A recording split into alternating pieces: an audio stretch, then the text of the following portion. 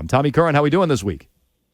Tremendous. How you guys doing? Oh, I'm doing my normal freak out because I read less than flattering tweets from Patriots joint practices today. So you tell us, open-ended, how did it look?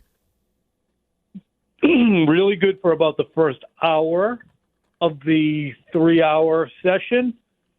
Really poor during the first situational stuff that they executed. It was interesting, just to give you a feel. They were on neighboring fields. They're not adjacent, so it's like 200 yards worth of football field. So I'm sticking with the offense, and I'm watching them in 11-on-11 full speed work against the Packers ones.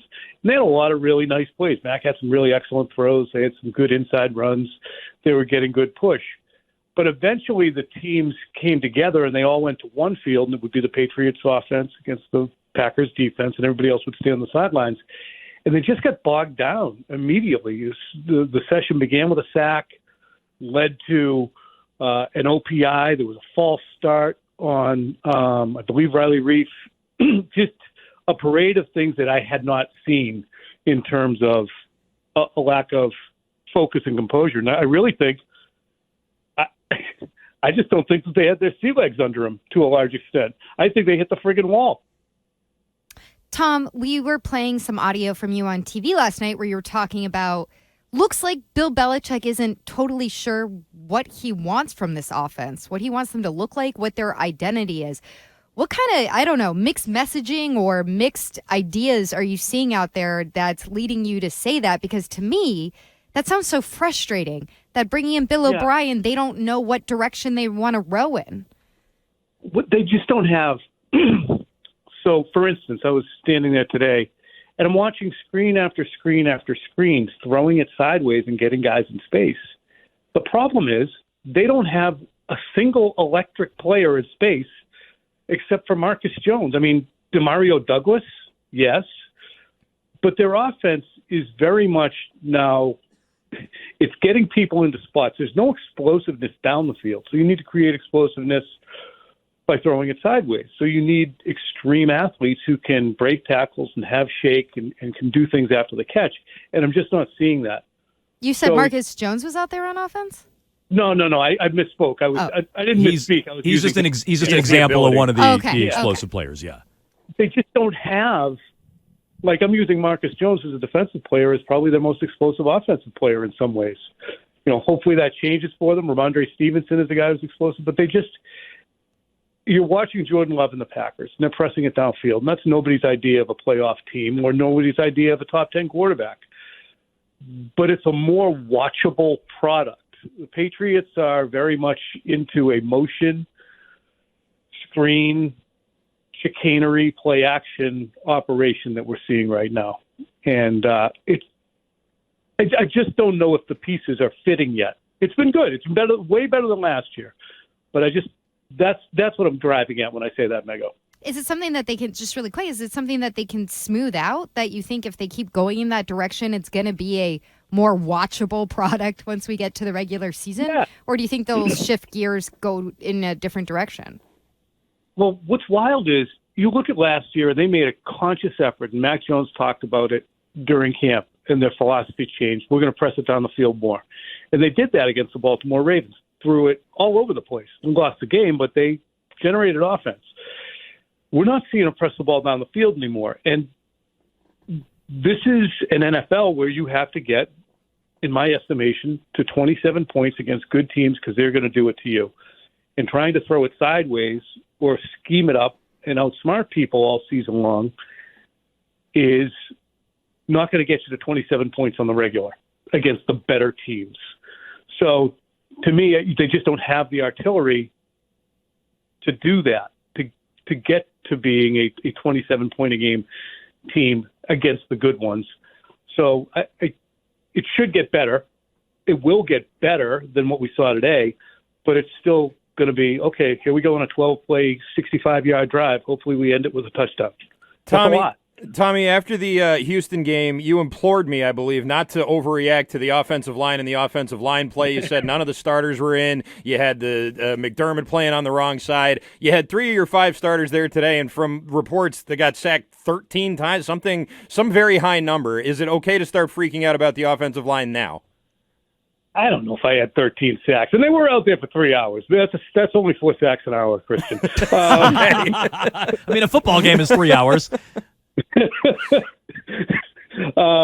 Yeah, you can get edgy. I mean, it's Antonio Maffi, and City Sow is now the right tackle. He's now unseated my favorite, Connor McDermott, at right tackle.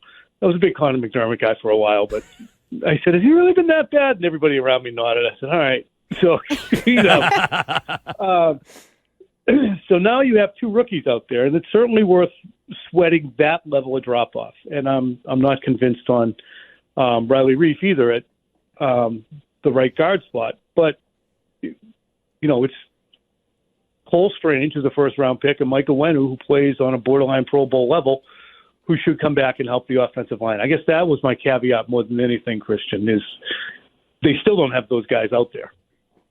Okay, well, we have permission to be edgy, which I'm a fan of, Tom. I like permission to be edgy. I don't need permission to go there, as you know, but I do appreciate having permission. We were just ticking through some things that you wrote when you arrived in Green Bay yesterday. It posted last night, or I read it last night anyway, on NBC Sports Boston, some things to watch for.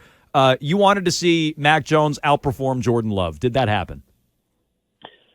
Not in the portion of the practice where they were all together, no.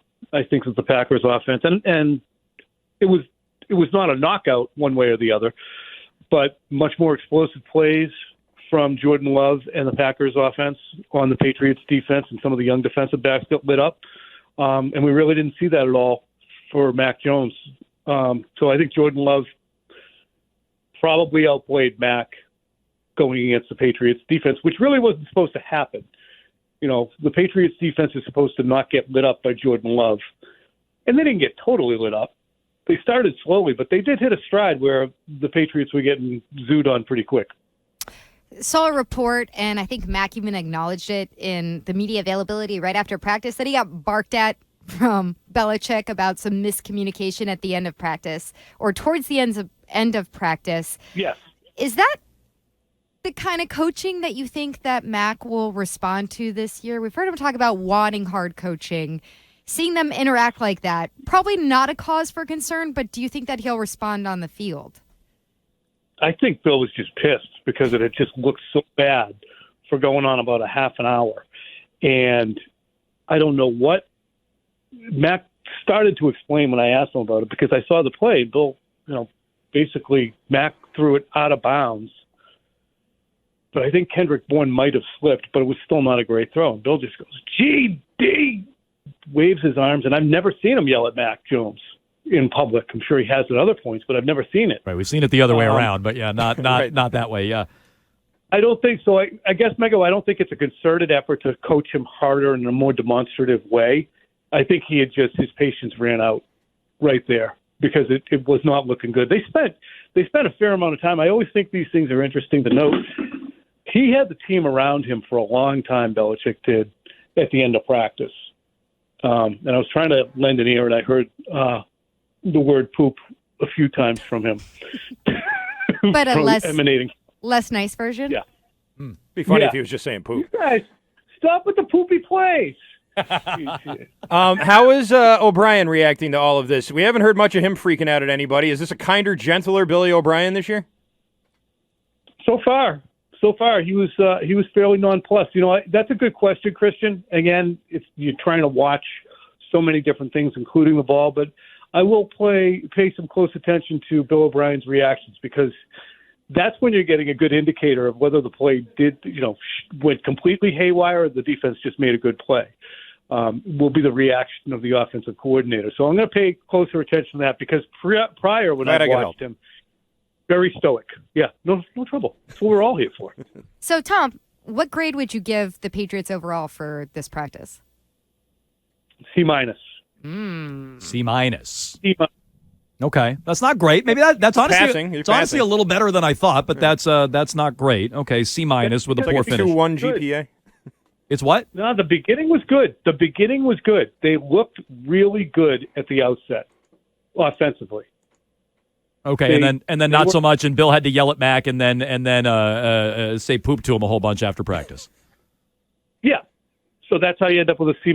Okay, C-. That's honestly better than I thought. Before we let you go, Tom, what was your reaction? Maybe it was anticipated, given this isn't the first time. What's your reaction to Robert Kraft not making the Hall of Fame today? I think that's brutal. I just think it's so brutal to have a guy who has done all that he's done and to be boxed out the way he's being boxed out. I just think it's really incredibly unfair. I mean, who's Buddy Parker? I don't know. I only heard the name. I haven't studied up yet. We did read this. He's the godfather of the 2-minute offense. He coached like the Lions. I don't know. In the 50s. Yeah, he won a couple championships in the 50s. I had never heard of him, yeah.